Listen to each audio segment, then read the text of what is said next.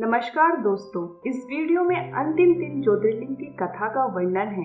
आइए जानते हैं। श्री रामेश्वर ज्योतिर्लिंग। यह ज्योतिर्लिंग तमिलनाडु राज्य के रामनाथपुर नामक स्थान पर स्थित है। इस ज्योतिर्लिंग की स्थापना मर्यादा पुरुषोत्तम भगवान श्री रामचंद्र जी ने की थी, इसलिए इस ज्योतिर्लिंग को भगवान श्री राम जी का नाम रामेश्वर दिया गया है। जब भगवान श्री रामचंद्र जी लंका पर चढ़ाई करने के लिए जा रहे थे, तब उन्होंने इस स्थान पर समुद्र की बालू से शिवलिंग बनाकर उसका पूजन किया था। तो इस प्रकार श्री रामेश्वर ज्योतिर्लिंग का स्थापना हुई।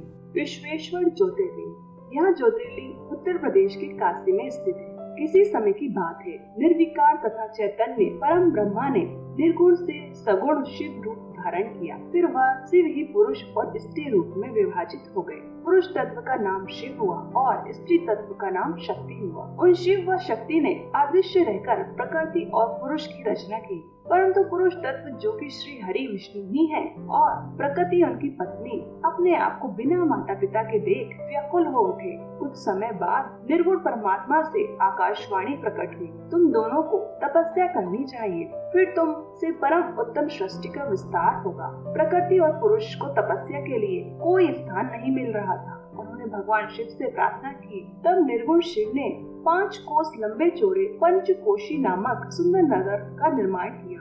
वह नगर आकाश में स्थित हो गया। फिर श्री हरि ने कई वर्षों तक सृष्टि की कामना से भगवान शिव की आराधना की। इतने परिश्रम से उनके शरीर से श्वेत जल की धाराएं प्रकट हुई, जिससे सारा शून्य आकाश व्याप्त हो गया।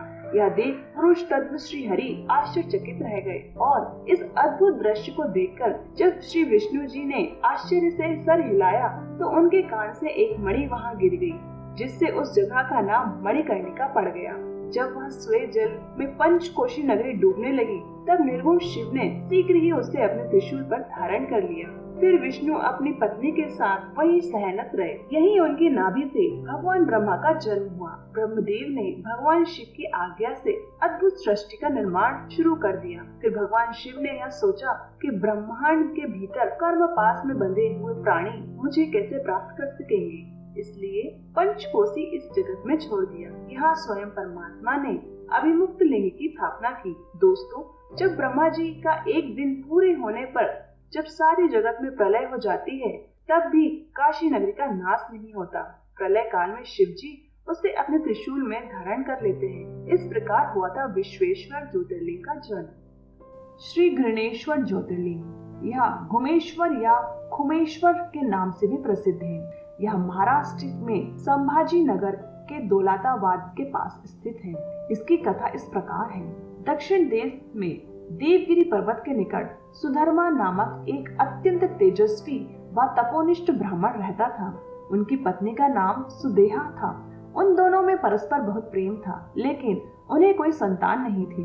उन्होंने सुधर्मा से अपनी छोटी बहन से दूसरा विवाह करने का आग्रह किया। सुधर्मा अपनी पत्नी की छोटी बहन घुष्मा को ब्याह कर घर ले आए। घुष्मा एक सदाचारिणी स्त्री थी। वह भगवान शिव जी की अन्य भक्त थी। वह प्रतिदिन 101 पार्थिव शिवलिंग बनाकर सच्ची निष्ठा के साथ उनका पूजन करती थी। भगवान शिव जी की कृपा से उसे एक अत्यंत सुंदर व स्वस्थ बालक ने जन्म दिया। धीरे धीरे वह जवान हुआ। उसका विवाह भी हो गया। अब तक सुदेहा के मन का कुविचार रूपी अंकुर एक विशाल वृक्ष का रूप ले चुका था। अंततः उसने एक दिन घुष्मा के पुत्र को रात में सोते समय मार डाला। उसके शव को ले जाकर उसने उसी तालाब में फेंक दिया, जिसमें घुष्मा प्रतिदिन पार्थिव शिवलिंगों का विसर्जन करती थी। सुबह होते ही सबको यह बात पता लगा, लेकिन घुष्मा नित्य की भांति भगवान शिव जी की आराधना में तल्लीन रही। पूजा समाप्त करने के बाद वह पार्थिव शिवलिंग को तालाब में छोड़ने के लिए चल पड़ी। जब वह तालाब से लौटी, उसी समय उसका पुत्र तालाब के भीतर से निकलकर आता हुआ दिखाई पड़ा।